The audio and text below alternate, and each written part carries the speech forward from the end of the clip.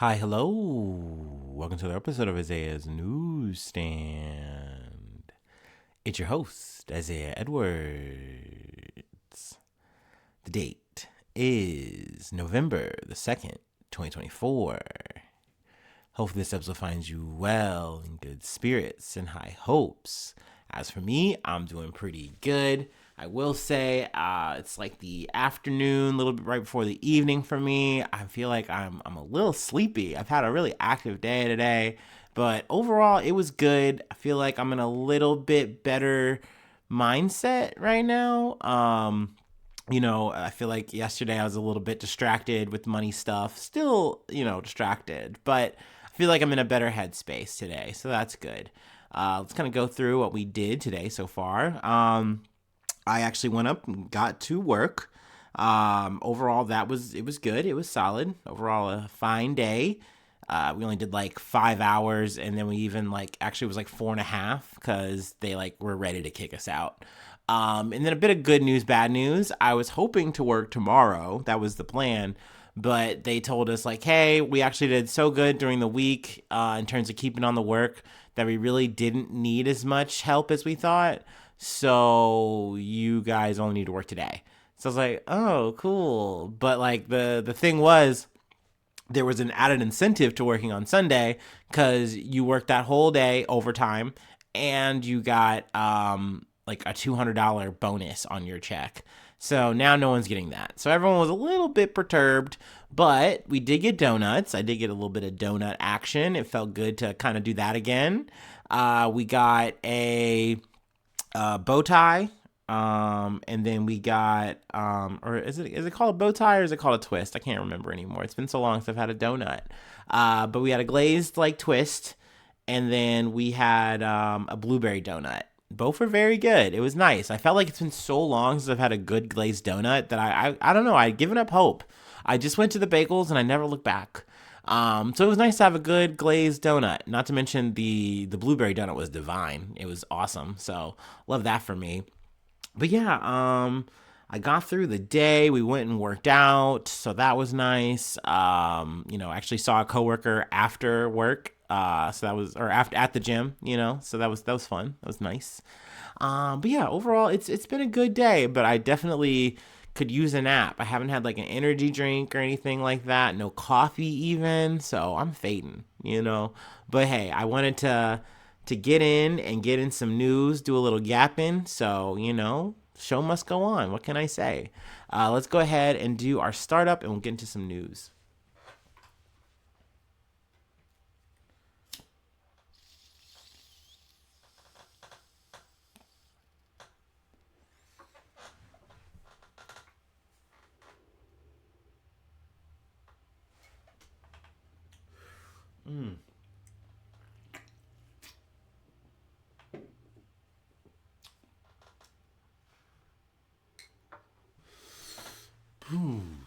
Oh, oop, I hit the mic. I'm so sorry. Ooh. Also, I wanted to shout out my newsies again: Edward Haas, Stephanie Renee. I know I shouted you guys out at the end of the episode. I usually like to do it at the top, but I really do want to just say shout out to my newsies. Shout out to all my friends. Shout out to all my homies. My people's near and far, whether you listen to this shit or not. I really just appreciate all the love and support. I just wanted to throw that in there. But yeah, let's go ahead and get into some news. Let's go ahead and talk about some shit. From NPR, satellite images show the devastation from Spain's deadly floods. Now the number's gone up a lot, and I felt like, hey, I'm gonna try to, just put in some time to really do at least an update on the number. But satellite images show a devastating transformation of eastern Spain, where catastrophic flash floods have killed more than 200 people and upended entire towns. NASA Earth Observatory captured the image from its Landsat 8 satellite a day after the historic downpour.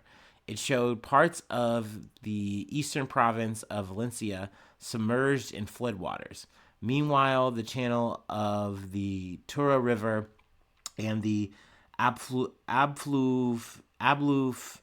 getting this so wrong, Albufera coastal wetlands were filled with the sediment laden deluge. Excuse me. So yeah, I mean the situation's still tough. It's still intense for the people.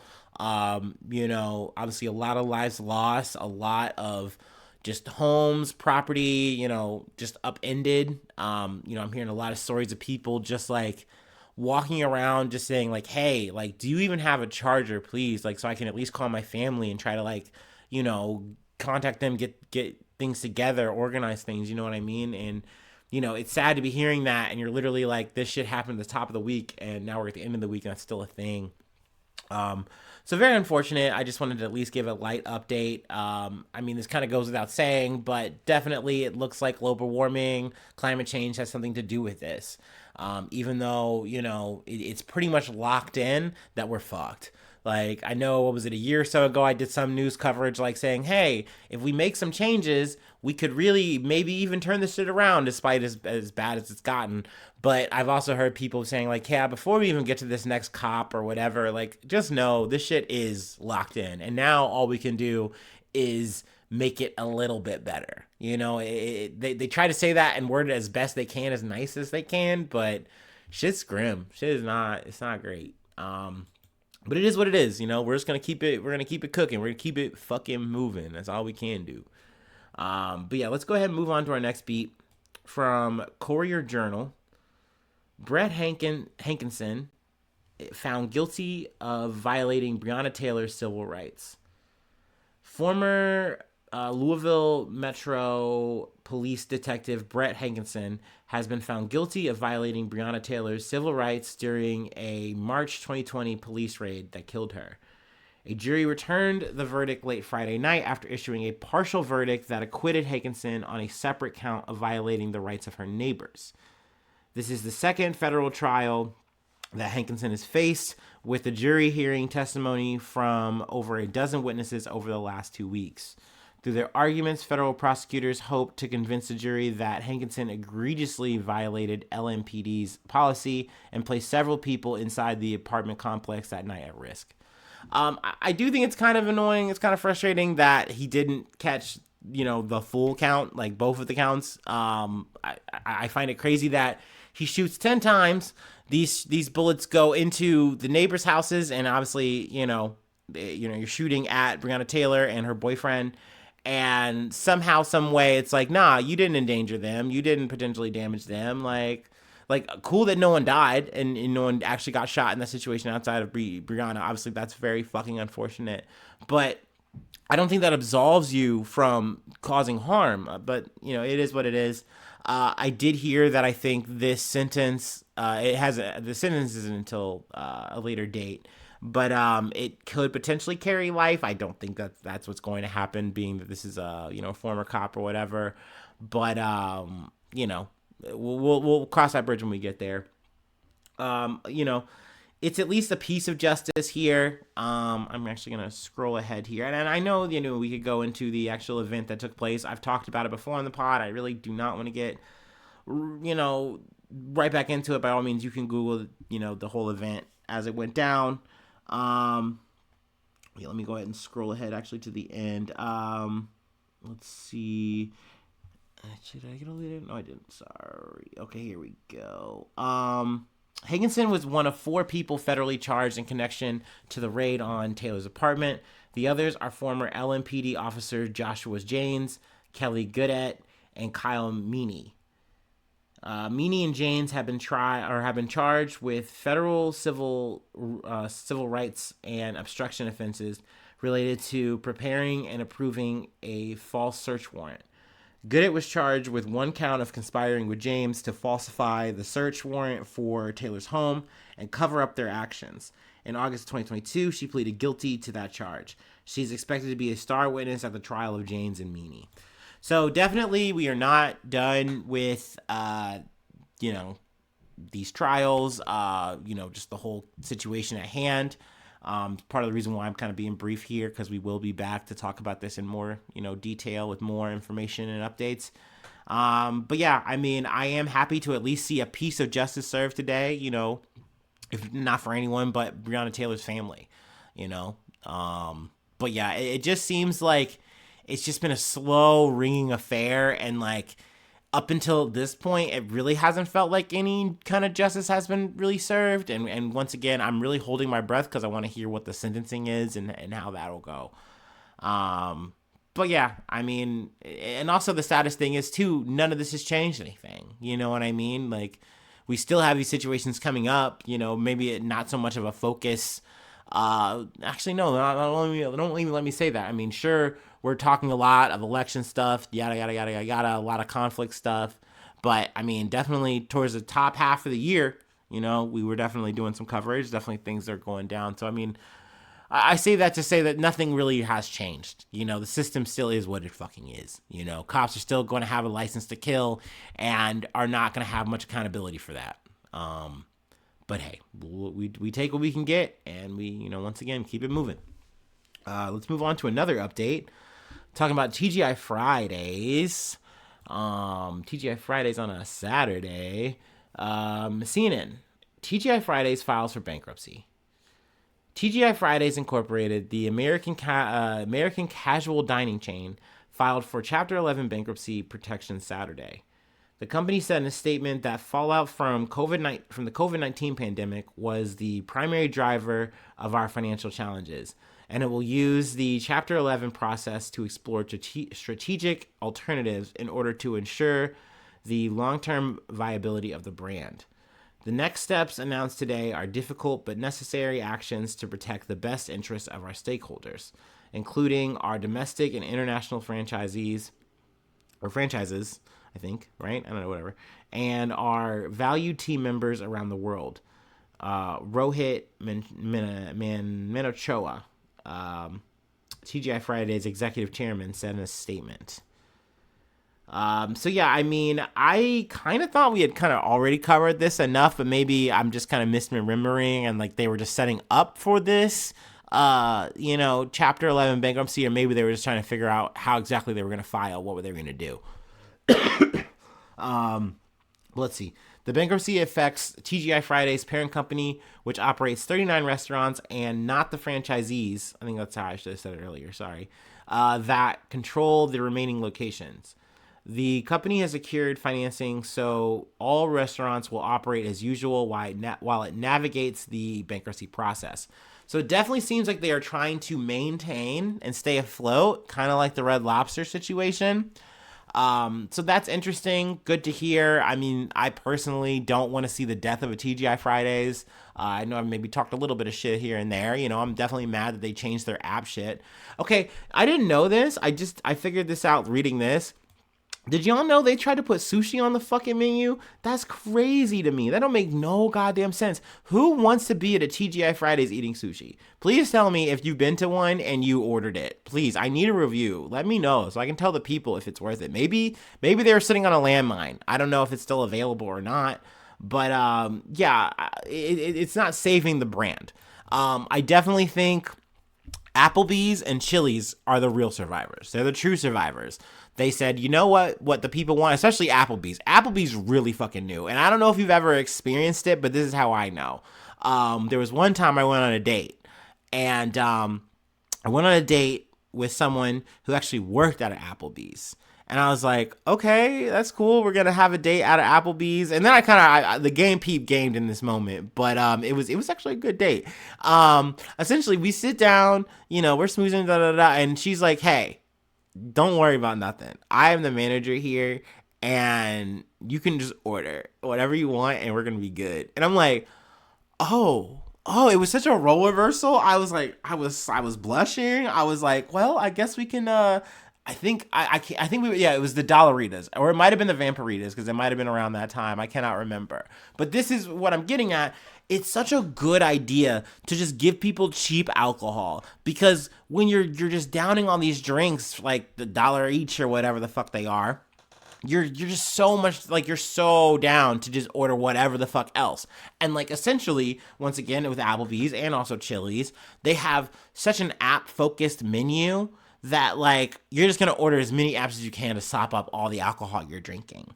And you just spend enough money. You spend enough money to make it work for Applebee's, for the Chili's. And I feel like Chili's is like definitely focused way more on apps in a way that I think is good. The slider definitely helped them out a lot. I've talked about it before. They got fucking Nashville hot mozzarella sticks, like that's good. That's a good idea. That's good. That's good thinking. That's good branding. So yeah, I mean, I guess I should finish more of the date story, right? It was a fun time. I got way too tossed, and it was a blast. And definitely the Dollaritas, the Vampiritas, good fucking marketing. And I think that that's something that really kept them in play. I think definitely the app focus on Chili's has kept them in business.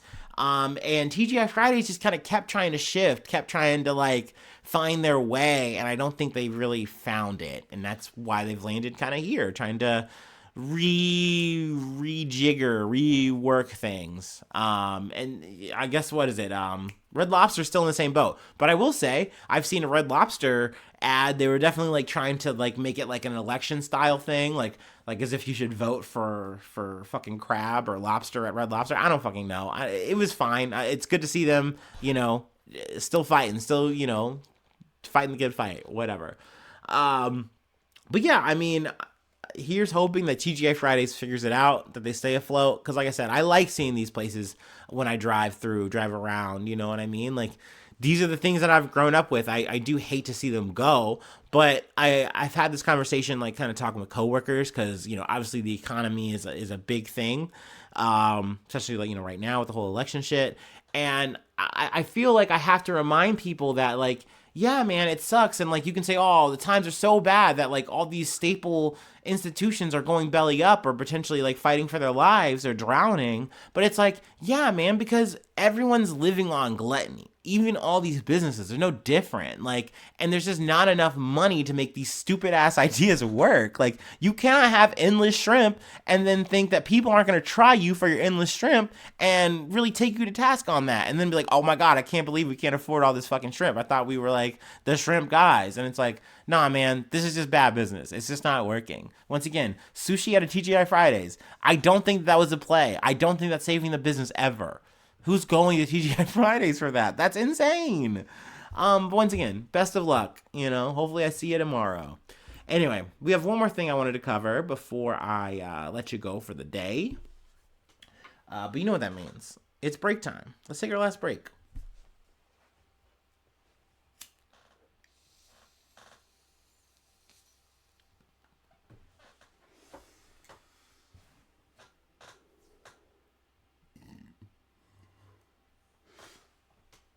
Oh, yeah. Oh, yeah.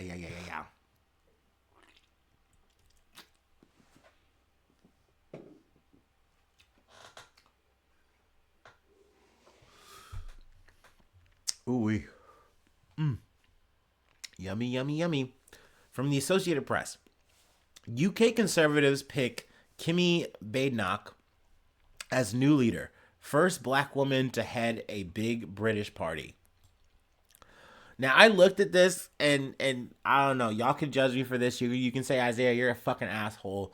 I looked at this, turned my head to the side, and cackled for about 2 to 3 minutes before I actually got into this. Because I'm like, I cannot believe that the fucking Tories are making the moves that they're making. And, like, don't get me wrong, I remember Suella Braverman. We obviously have talked plenty about Rishi Sunak.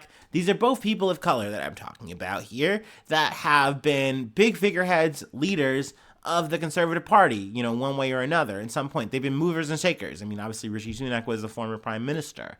But it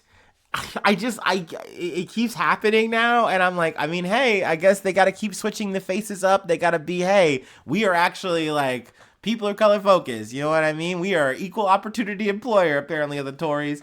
And then you hear the shit that these people say, and you go, oh, wow, I guess they really earned the spot. And Badenoch is no different. So I'm interesting to see now how she's gonna, come out. And am I surprised that Rishi Sunak didn't make it out alive here? No. He was always going to be a scapegoat. They gave him an impossible job.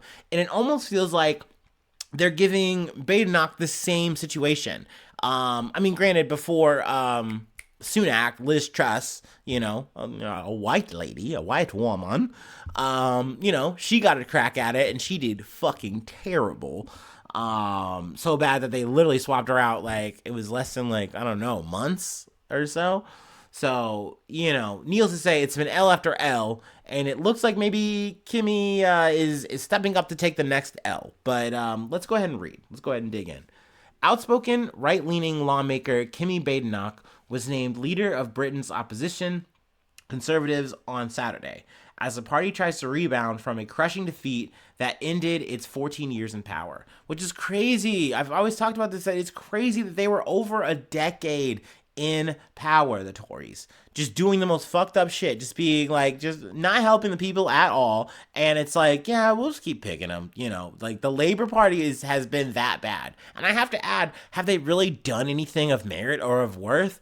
No, not since they've gotten to power. No, which is not fucking surprising. Let's see, but let's continue. The first black woman to lead a major British political party, Badenoch has pledged to bring the right of center Tories renewal by pushing for a smaller state and rejecting identity politics. It's very on brand. It's very on message. Let's see here. I guess I'm just gonna smash ahead. I do love that she is against like multiculturalism, which I'm like, huh? Like how does that work? Like, oh, okay, that's neat. But she even takes it to the level of saying that not all cultures are equally valid, which I'm like, honey, baby, what are we saying? Like, that is what the white people say about us. Like, what do you mean? Like, this is a person who has Nigerian roots and, born in London, but yet is like, you know what? We need to crimp down on immigration. Like, I just don't fucking get it, bro. But at the end of the day, like, they mirror us. They mirror America, which is so fitting. It's such a cool, grim irony that, the worm has turned and now we're the ones leading, of course. And it's like, they just do what we do. They do the same shit that we do. So, of course, they're anti-immigration. They're gonna, now, even though they've spent over a decade wrecking the UK economy, they're now going to say, well, the Labour Party's in charge of that, and they're not doing good. And I'm sure they're not going to fucking save it. So they just get to keep pointing the finger now and saying, yeah, that's their problem now. They did it. And then, of course, my favorite fucking piece that has become the crown jewel of conservatives in the States, conservatives in the UK, conservatives in any country, place, you fucking name it, is to say, you know what?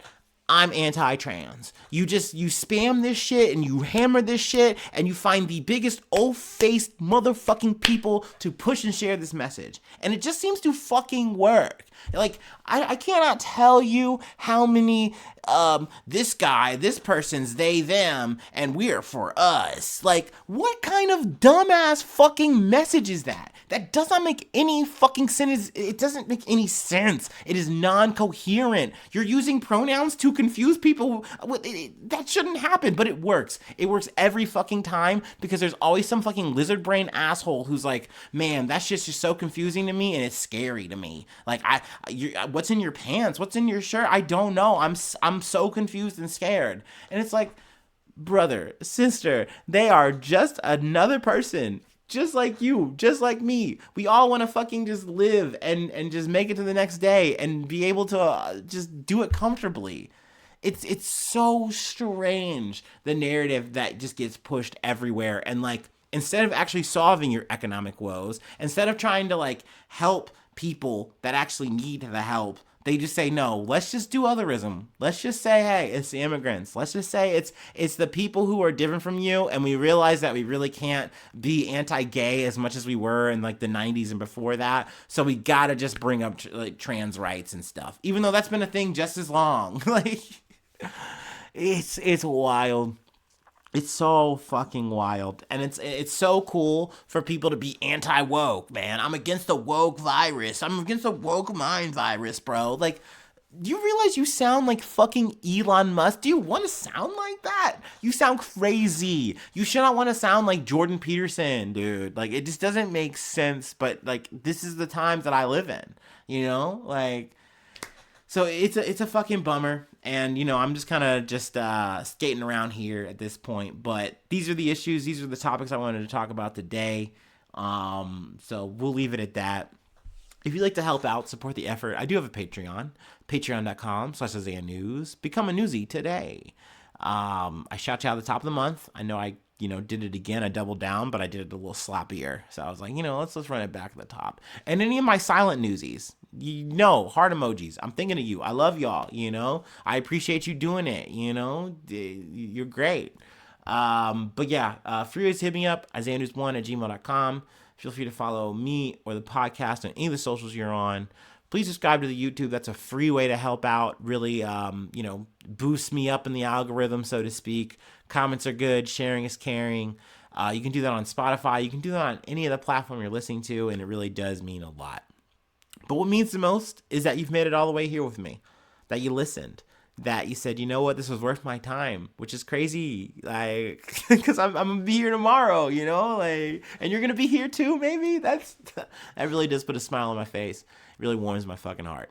So thanks so much for tuning in. Thanks so much for being a friend, and hopefully I see you soon for some more good news. I love ya. Bye-bye. Mwah.